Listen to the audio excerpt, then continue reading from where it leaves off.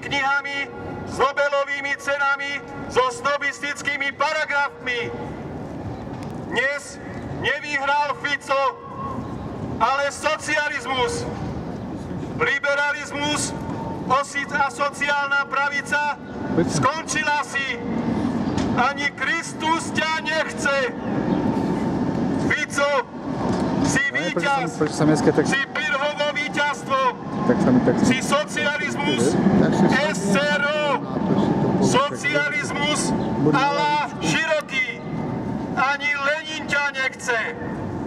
Lavica a pravica, svorní z SRO, patrite na smetisko dejín. Akákoľvek dogma, čas jej vzniku, či počet fandov v historickej spleti vývoja je pre pravdu nepodstatná. Pravda je večná. Existuje aj bez fandov v čase. Pravda je dialektická syntéza.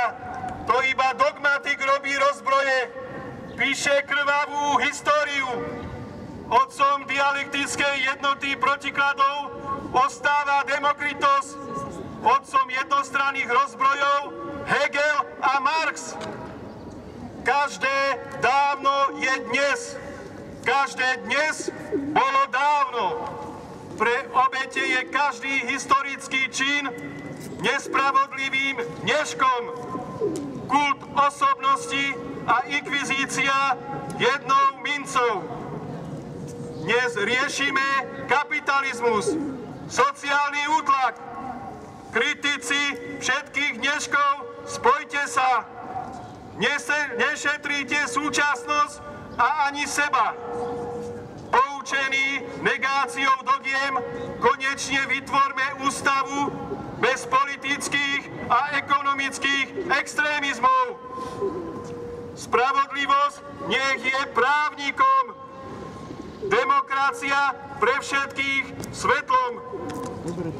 Dúhou zjednoteného sveta. Ústava jednej demokracie bez aristokratickej výnimky. Demokracia bez Perikla. Zlatý vek bez otrokov. Každý systém doteraz založený slúžil na prospech vrchnosti.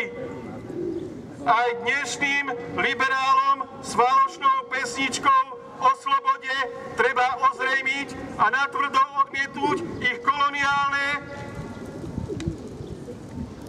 dnes nadnárodné, obchodné i vojenské praktiky. Otrokárstvo, feudalizmus, kapitalizmus. Tieto nehumánne spoločnosti s mocenskými záujmami slúžia k jedinému cieľu: prosperovať na úkor pracujúcej masy.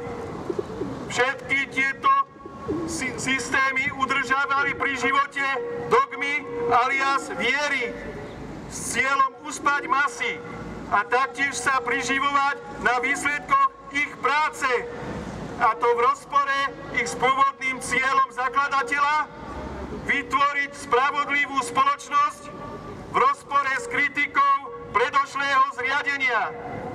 Ekonomický systém bez viery, to jest aj bez ateizmu, by bol sám o sebe ľahko zraniteľný, nakoľko je bez tejto masky priehľadný a morálno-humánne so svojím bohapustým výpalnickým zderstvom právne nepodložený.